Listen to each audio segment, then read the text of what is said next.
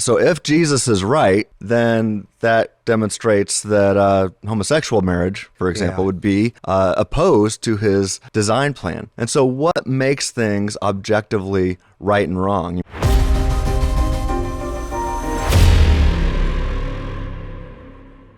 Think of passages in Scripture like Mark 10:6-8. We can sum it up like this.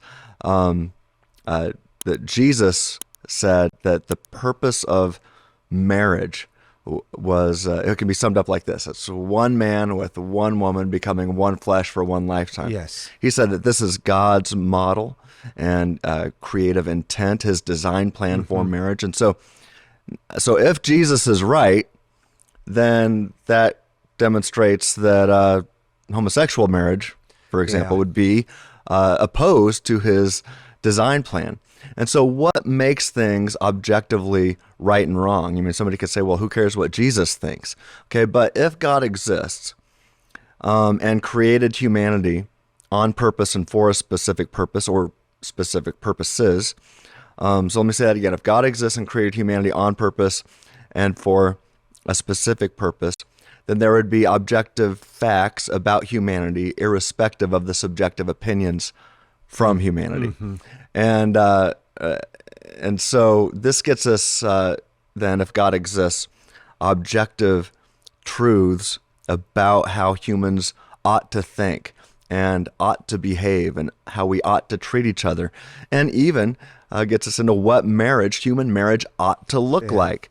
And so we've got tons of arguments for God's existence. In fact, we can even argue based on morality that God exists. Here's an argument that I love. It goes like this. Premise 1, if God does not exist, objective morality does not exist.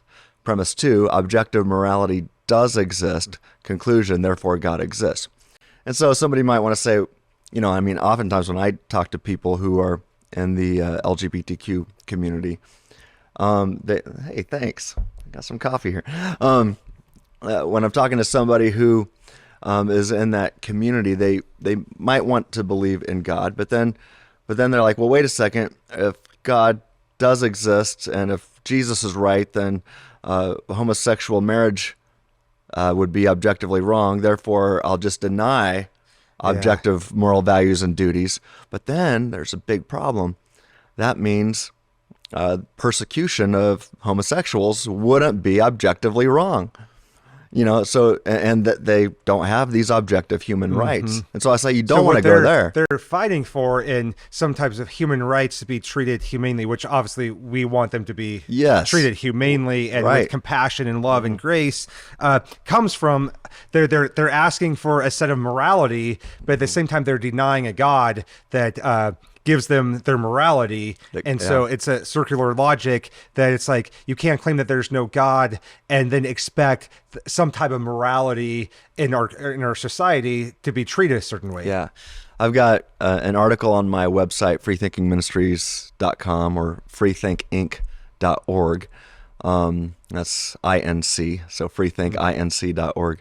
And also a video on the Freethinking Ministries YouTube channel that is called A Biblical Argument for Gay Rights. And I argue that if Christianity is true, if God exists, and if Christianity is true, then the Declaration of Independence makes sense. And that means that all humans are endowed with objective, unalienable rights that ought not be violated by anybody, including governments. And if that's true, then